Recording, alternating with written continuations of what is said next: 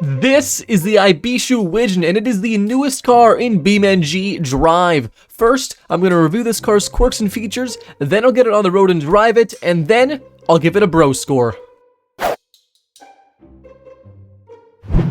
Before I get started, be sure to check out the TwinTurBros Discord server, which is of course my Discord server. It's where we all hang out and I host monthly challenges where I test your guys' cars in BeamNG Drive and live streams. The newest challenge is the 60s Sports Car Challenge, so make sure to join the Discord. Link is in the video description down below. First off, let's talk exterior styling, and boy oh boy does this thing have some quirks on the outside. The Widgeon comes in either 4-wheeled or 3-wheeled variants, something which was pretty darn unusual for the time, and I'm not sure if any car has ever come in 4- and 3-wheeled variants. If you guys know any cars that have that, let me know in the comments down below. It's just so obscene, and I love it. This is the 4-wheeled LX Sprint version in front of us. So looking from the front of the car, you might think that it's a sports car of the era, judging by its pop-up headlights and very aggressive decals. It looks like maybe a small sports car, right? I can see that. But as soon as you get to the side, it's definitely a different kind of car. I mean, it's still got doors and it's got a rear hatch in the back and wheels, which is obviously normal car stuff. But yeah, I don't think most people want to be caught dead driving this thing as soon as you look at it from the side, but it's very quirky. It's definitely an eye catcher. All right, let's talk decals up next. So this is the mid-level, the Widgeon LX Sprint model, Sprint meaning 4 wheels and LX meaning a higher level of the car itself. So this is the mid-level LX Sprint, 4 wheels. It's got dual exhaust out the back, and it's got some very obnoxious decals. Now you might be thinking, you know, if you don't want the decals, I can just option them off or go to a higher trim level car or lower trim level car with or without these maybe obnoxious decals. Personally, I think they're kind of okay looking, but if you don't want the decals, yeah, you are completely out of luck because every trim level comes with some outlandish decal package standard. So if you want your Widgeon, be prepared to stand out in a crowd because this car is definitely going to turn some heads. Alright, so before we hop inside the Ibishu Wigeon, let's take a look at the back end of the car. At first glance, it looks like a pretty average, a pretty run-of-the-mill compact or very compact hatchback car of the time, which is fine. I'm not too sure how many cars in this class had actual opening hatchbacks or glass hatches at all, but I'm sure it's probably possible. Maybe not for this price range, but it's possible. But let's actually look inside the vehicle. That's where the taillights and the turn signals of the car are. If we actually go behind the glass, you'll see that the taillights are inside the car, protected by the tailgate. I'm not too sure if that's legal or not, but I found that quite interesting because usually the taillights are on the outside of the car, and for some reason Ibishu made them inside of the car, which I don't know if that's legal. I'm not an expert on 1980s European car laws because this car is actually meant for the European market. Spoiler alert, it didn't do so hot in Europe. Anyways, the last thing I want to talk about in the back is if we just look down a little bit, we'll see it's got dual exhaust, which this is the mid-level LX Sprint trim, but it's still a 3-cylinder engine. Yeah, it's a 550cc 3-cylinder engine with dual exhaust. I'm not too sure why they went through the trouble of adding dual exhaust to such a cheap car. I mean, this thing still does 0 to 60 in like 20 seconds, so it's not fast at all. But the dual exhaust look good. I'm just not sure why they put it in and how they can afford it with the very low price of this car. I think this car is only worth about $4,000 or maybe $5,000 in BeamNG is the value. So it's still an incredibly cheap car with a 3-cylinder engine with like barely any power and still dual exhaust. So before we hop inside the Widgeon, let's take a look at some very important quirks and features on the exterior, the final ones before we actually hop into the inside, which would be the canopy and the doors of the vehicle itself. Now the doors are obviously, they explain themselves. It's a very different kind of shape for a car, especially of this era. It's just a weird quirky shape. It's got very hard edges and some curves here and there. It opens like a normal door would. You just grab it and you just sort of open it, and it opens right up just like a totally normal car, obviously. Now, the very cool thing about this car is the canopy. The canopy, in certain trims, has the option to come off. In the very highest end trim, which is like a high-end race car, basically, has the option to have the canopy off, which, if we just reset the car here, we can actually grab the canopy from the top and just sort of pull it up. So it comes off just like that. And that's basically what the high-end car looks like. So it's got no canopy. It's completely open top. So if you want to get a nice breeze through your hair, you can just take off the top and probably also just take off the back hatch because we don't need that either. But, you know, you can have your choice between, you know, roof, no roof doors, no doors if you wanted to as well. Usually when you take off the roof, there's an option to actually just change it so it still looks streetable. We can change it from a canopy, which is the roof, to the cowl, which just covers the front area where your feet go, which are probably it's probably a little safer than having everything completely torn off like this. So, yeah, that is the exterior of the Widgeon. Let's hop inside and dive into its quirks and features. So finally stepping inside the Widgeon, we're going to notice here, it actually is a very nice place to sort of sit and relax. The seats are looking quite high-end for the price of this vehicle. This vehicle has a value of only $3,000 in BeamNG, which of course is not the new cost, it's just a value that BeamNG gives cars, but it's still a rather decently cheap vehicle, and I can't imagine this car actually being sold for a lot of money new, and having a lot of buyers, because obviously this is not a good car by any objective measure. We can look here in the actual dash here. Interesting quirk about the dash is it's specifically made for this specific car, saying Ibishu Wigeon underneath. I'm not sure why or how Ibishu did this. I don't know why they just invested money into a completely custom dashboard, considering when they could have just taken the dashboard out of the Pigeon and stuck it into the Widgeon, which is also another very cheap vehicle. The door handles and the grab handle itself are very quirky. Nothing too crazy, but they're definitely interesting to look at. Down here is where it gets pretty interesting as well. Now, we've got some basic vents right here, which obviously there's no AC. These are just air vents to the outside. So if you want some outside breeze to come in, then that's what you get. There's no AC, but you do get nice leather seats, and you do get like some custom touches here, but you get no AC.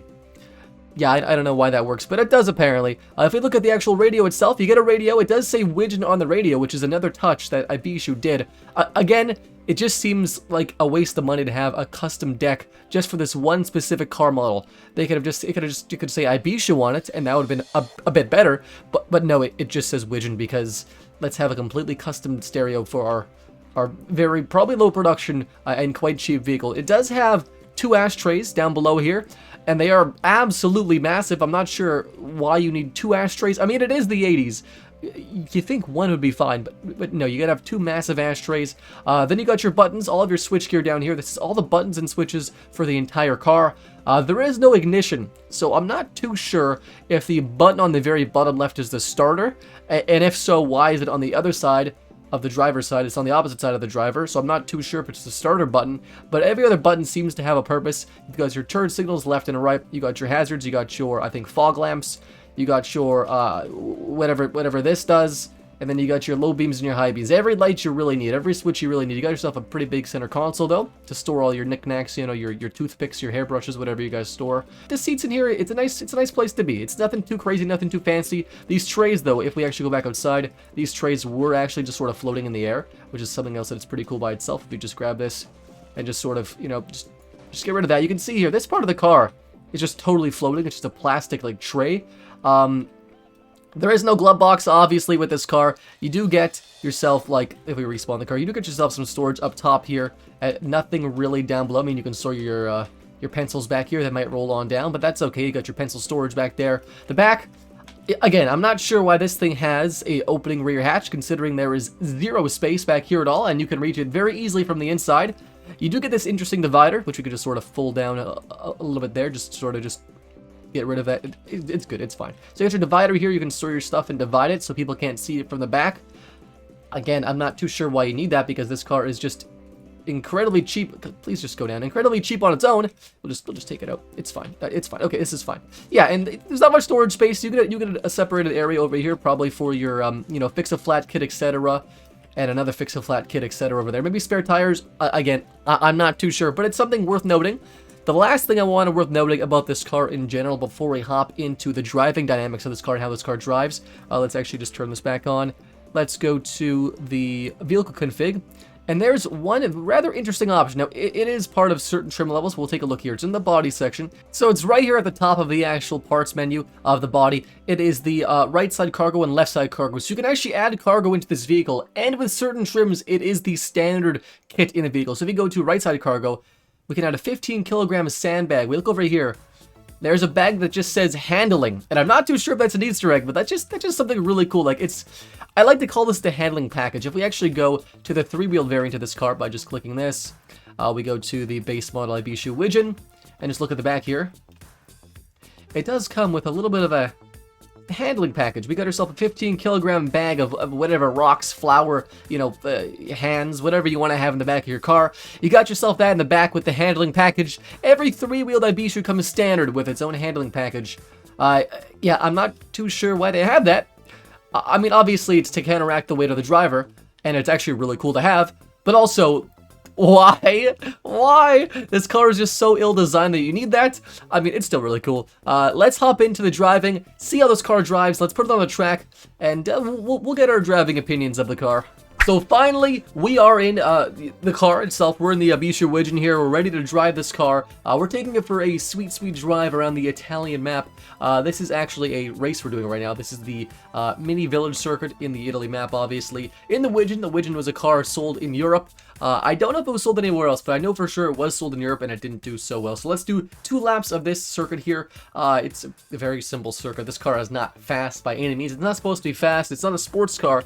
Although, you know what? Some might think it is. It's got some kind of sporty vibes. And I think in Italy too, actually, it would thrive pretty good as a very, very cheap budget sporty vehicle. I'm not going to say it's a sports car because it's not a sports car. I think any Italian automaker of the time would probably just look at this thing and laugh. Now, I've actually got the volume in BeamNG turned up quite a bit more than I usually do. If we slam the brakes here, it's not bad. I actually will try to amplify that, actually. Is it too quiet? I've increased the volume dramatically. This car is just quiet in all regards. It's decently quick. Bit of a wall tap there, that's totally fine. I'd say this car is not really worth much to begin with, although it's a pretty nice looking car. It's got the dual exhaust, just give me every time. So obviously, our very poor driving skills netted us a sub 1 minute 2 laps. And a little bit of a crash there. This car, again, it's not worth much. So driving impressions of this car on a track are not that great. It's got actually a bit of wheel spin. Obviously, it's an open differential, and when you dump the clutch at 6,000 to 7,000 RPM, it's going to have quite a bit of power. We're going to hop into a different map, though. We're going to hop into a free roam and just sort of drive around and see what this thing can do. Let's do a quarter mile, actually, next. Let's do the quarter mile. So now, again, we're finally driving the Widgeon again. This is a drag race to show us how great this car is at, of course, drag racing. It's not meant to drag race. It's hopefully not too quiet. But, yeah, this car is... It's still so quiet. It's not very fast at all. The quarter mile is going to be done in, like, what, 20 seconds, I'm guessing? Oh, God, more than 20 seconds. Oh, it's so slow. Are we halfway done? We're halfway done. This is just depressing. If we get sub 20 would actually be pretty good. Alright, so we finished the quarter mile at 60 miles an hour in 21 seconds. So we hit 0 to 60 in 21 seconds, and we finished the quarter mile in 21 seconds. Okay, going for a drive in the Ibishu Wigeon. This is the LX model, not the LX Sprint. So it's the same as the LX Sprint, but just with 3 wheels instead of 4. So it's a little bit lighter, actually. Probably a little faster in a straight line. It's going to handle just much worse. We're actually going very fast on this track in what was supposed to be a casual drive. So let's slow down a little bit here. Just cruising in the LX. Oh, it's a little tippy, just like its big brother, the Pigeon. The car is obviously a little louder. Oh boy. Look at that. See, we didn't flip at all. This car is wider than the Pigeon and less tall, but it's just as scary, obviously. Dropped in a second here, go for a bit of a rip. So the Widgeon, it's a fine car. It drives. The fuel economy, I'm assuming, is probably pretty fine. I don't know how we stuck the landing there. See, those little bars on the side really did their job. So I'm assuming it gets good fuel economy, like the Ibishu Pigeon would probably. I mean, I haven't tested it, but I'm just assuming it's fine. We're not really here for the fuel economy. We're here for just, you know, the beautiful looks of the Widgeon. Its performance goes a little bit sideways, though. But yeah, overall, not a bad car. Actually, it's probably my favorite car. The higher-end Widgeons. We have actually respawned the car right here. Let's just change to our last vehicle for the night. We'll hop into the Ibishu Wigeon. The Mantis or the Darter. Let's go to the Darter, which is a 3-wheeled version with a 1.3-liter engine. It's got a wing, it's got NOS. It's actually a drag variant to this car. For some reason, they made that. I'm not sure why. Let's hop in first person. Got some straight cut manual gears, which is absolutely insane. It is very fast for a small car. It's way faster than it should be. But we're reviewing the LX Sprint model, but we'll take this one for a bit of a drive to show you guys what it's all about. See, look at that. Didn't even flip over. Didn't even flip over. So I think we've learned enough about the Widgeon. Let's hop in to the showroom again, and we can give this car its final bro score. So starting with the weekend category, let's take a look at the styling of the Widgeon. Now, I wouldn't say this vehicle is a traditionally beautiful car. It's probably pretty ugly by a lot of people's standards, but I think it is actually pretty aesthetically pleasing, pretty attractive, especially for the 80s. It's not a beautiful car, like I said, but it's not really ugly either. Just quirky, it's just interesting. Styling, we're giving this thing a 6 out of 10. Acceleration, 0 to 60 is in about 21 seconds or so it's absolutely terrible, and for that we're giving it a 1 out of 10. Handling, you know what? It's not bad for its size and class. It's a very small car. It's a micro car. It's not a car that's meant to be a performance car. And with that, we're giving handling a 2 out of 10. Fun factor, now this car is a lot of fun. People are going to turn heads when they see you driving this thing, and they're going to turn even more heads when you crash this thing into a wall at 200 kilometers an hour. Fun factor is a 8 out of 10. And cool factor. Now, cool factor is another interesting thing to judge for these cars. Now, I'd say a lot of people aren't going to think this thing is cool. Maybe in Europe, maybe in Italy, they'll think this thing's kind of cool. It's got some crazy stickers, some decals, etc., etc. But I personally think it's a pretty cool car. If I saw this thing on the road, I'd be smiling, I'd be laughing, and I'm sure other people would be too. Although they might not be laughing, you know, with you, they might be laughing at you. But still, I think it's pretty cool. We're giving this thing a 7 out of 10. So that added up brings the weekend score to 24 out of 50. Now, on to the daily categories. This is where it does pretty terribly, as you could imagine. Starting off with the features score. Now, this car has pretty much no features. It doesn't have AC, doesn't have heat, doesn't have power seats. It doesn't really have much trunk space at all. So overall, we're going to give it a 1 out of 10. Next up is comfort. And again, this car has pretty much none. With that said, we're giving it a 1 out of 10. Quality, you know what, this car could be hit or miss. You know, it's got a lot of interesting things that make this car a higher quality than other cars probably in its class. But with those things come very unique items like the custom dashboard, lots of custom badging, lots of things that are unique to this one vehicle. And I've got a feeling that finding the highest quality parts at a low price for such a low volume vehicle probably is pretty hard. So I'm going to say the quality is probably around a 3 out of 10. It could be a little higher, but we'll keep it at a 3 out of 10. Practicality is another area where this car scores poorly, as you could imagine. I mean, it's practical in the sense that it's quite cheap, and it's pretty easy to use, etc. But it can't store anything. It's very slow. It's probably not, like, amazing on gas, but it's not terrible either. Overall practicality, we're giving it a 3 out of 10. Finally is value, and this car has a value in a lot of ways. You know, this car has value as maybe a sporty kind of coupe, value as being a very cheap, economical car to get around, and value as being a very, very stylish accessory for a very low price. I actually think this car has quite a bit of value, but I'm going to give this car a 8 out of 10 for value. Alright, so I've added up the daily and the weekend categories for the Ibishu Wigeon, and the final score is 40 out of 100.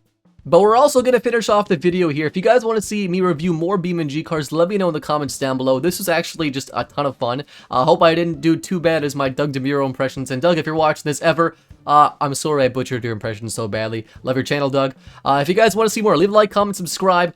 And before we finish off, I want to give a quick shout out to my Quad Turbo members. Those are people who are supporting me financially over a certain level on my YouTube channel. They are members on my channel. You guys can join the members, link down below. Thank you so much to Childish Sin, DD Man, Ruben, and Jay. You guys are really awesome, and everyone else who supported me is awesome as well. Thank you guys so much for helping me just have fun on YouTube and supporting me financially. You guys are actually the best. And everyone else who's watching at home, thank you guys so much for watching, liking, subscribing, and just hanging out. You guys are really awesome. Feel free to join my Discord. Link is in the description down below. I mentioned it earlier, and I'll mention it again. Thank you guys so much for watching. I'll finish the video. And as always, guys, I'll see you next time.